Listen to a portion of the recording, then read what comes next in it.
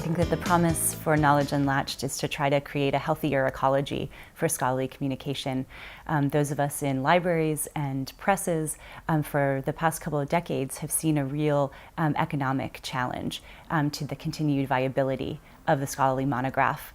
And what Knowledge Unlatched allows us to do is to collaborate meaningfully across libraries and presses to develop a crowd-funded model to continue really the viability of the scholarly monograph. I think it's a very interesting business model, and I think it's one that we need to trial along with some of the other business models, the freemium models and so on, because this is an emerging area and we just need to try lots of things until we find the ones that work. Knowledge Unlatched is a great business model. It's a proposition that has inherent strengths in the way that it brings together publishers, libraries and authors in new models that build value on open access. And I think it's a very significant, robust model that's gaining a lot of traction. So the vehicle is there. I think what we're looking at is the way that we can really now stretch its potential and use it to the limits in imaginative and really innovative ways. And that's the potential. It's the soundness of the business model that gives us the opportunity to realize a far broader vision. In purely practical terms, as a business model, the consortial approach to the monograph makes eminent sense to us. Well, I like that it's a very new idea, that it will make a strong impact in terms of making something happen, concrete, but at the same time not being disruptive, not too much of a risk and a challenge, and that it ties in with the routine processes that the libraries are used to anyway. What we want to learn is whether this model will work, whether it will be possible to engage publishers on the one hand and enough libraries on the other hand. So that's very interesting to know. And also how the process will work, how it will operate. That's very interesting to learn. Knowledge Unlatched became appealing to me in the Australian context because although we'd innovated with open access with the scientific literature and with the journal literature quite some time before, I hadn't seen a way to solve the particular issue of humanities and social sciences monograph open access until looking at the model that Knowledge Unlatched presented. I think that Knowledge Unlatched is a really fantastic opportunity to find out what happens to books within digital landscapes and to find out where they go when they're made open access.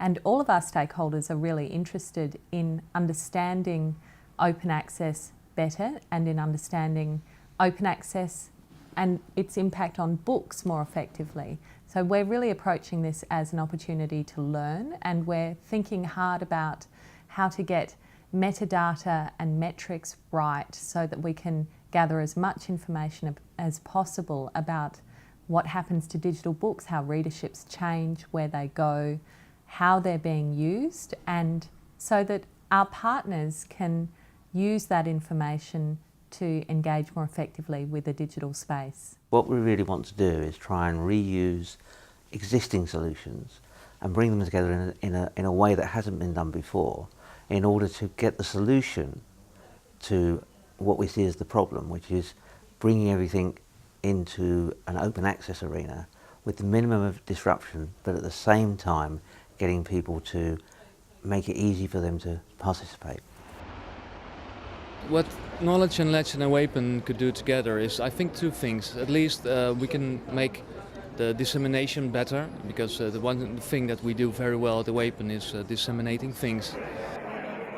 Anything which allows us to deep dive into that content and do stuff with it is something which fits in with modern approaches to scholarly communication and what it is that libraries wish to offer as services to their readers. I think open access now is becoming extremely important to librarians, and you have to remember that The librarians want to provide the best possible service to their users, and the more information can be made widely available, and the more quality information that can be made more widely available, this is hugely important to librarians. One of the interesting areas is going to be this reach data or impact metrics, whichever term you'd like to use, which is where you've got content that's held in a lot of different places and people want to see a consolidated view of what's going on with the piece of content.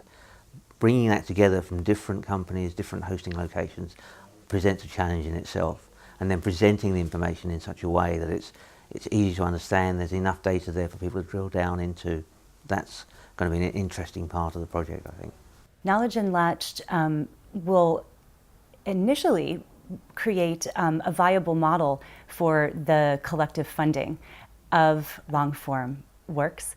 If we can establish the correct infrastructure and a business model for book-length works, I think that can be meaningfully extended to more advanced post-monographic kinds of publications. When I saw this more deliberate, planned strategy for cooperation between publishing and universities through their libraries, I could see that it would solve perhaps this bottleneck, this deadlock, which has been so costly to humanities scholarships over such a long time.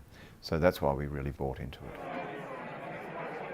I strongly believe that it has the capacity to scale up, but of course it will not have the capacity to cover the entire book market, but that is, as I understand it, also not the intention. So there will be several models, but Knowledge Unlatched will have a good and scalable place in the entire landscape.